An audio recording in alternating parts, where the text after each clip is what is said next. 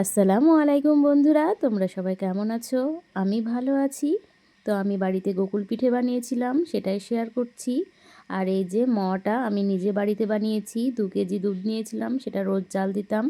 তো এই যে দেখো কত ঘন হয়ে গেছে, একদম তৈরি হয়ে গেছে। তো আমি আর বেশিক্ষণ নাড়বো না, গ্যাসটা বন্ধ করে দেবো। বেশিক্ষণ নাড়লে আবার শক্ত হয়ে যাবে, তখন আর গোলটা হবে না। তো এই সাইডটাতে আমি পানি বসিয়ে দিয়েছি গোকুল পিঠের সেরাটা। তো আমি খেজুরের গুড়ের করব। তো এখানে অল্প পরিমাণে চিনি দিলাম, 2টো এলাচ আর 4 চামচ মতন আমার গুড় লেগেছিল। তো এটা এদিকে হোক, আর এই যে মাওয়াটা ঠান্ডা হয়ে গেছে, তো আমি গোলা পাকিয়ে নেব। তো এই যে সুন্দর করে আগে একটু মেখে নিতে হবে, নাহলে আবার গাটা ফেটে ফেটে যায়। তো একটু চেপে চেপে গোল করতে হবে। আর এই যে এই দিকটাই পুরো সেরাটা রেডি। তো গ্যাস বন্ধ করে আমি ঢাকা দিয়ে দিলাম। আর এইদিকে আমার এই গোলাগুলো, মাওয়ার গোলাগুলো রেডি হয়ে গেছে। তো বেশ অনেকগুলোই হয়েছে। আর এখানে আমি আটাটা একটু লবণ দিয়ে গুলিয়ে নিয়েছিলাম। এখানে আশীর্বাদ আটা আছে, গমের আটা। তো এবার এটা দিয়ে আমি বানাবো। তো এই যে গ্যাসে আমি কড়াই বসিয়ে দিয়েছি, আর তেল, সাদা তেল ব্যবহার করেছি। তো তেলটা গরম হলে তারপরে আমি পিঠেগুলো একে একে দেব।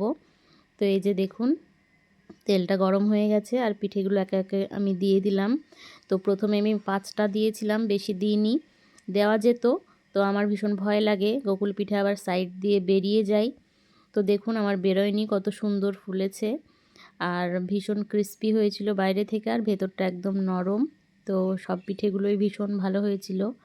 তো এই যে উল্টে পাল্টে ভেজে নিতে হবে একটু লাল করে। বেশি লাল করে ভাজলে আবার একটু বেরিয়ে যায়।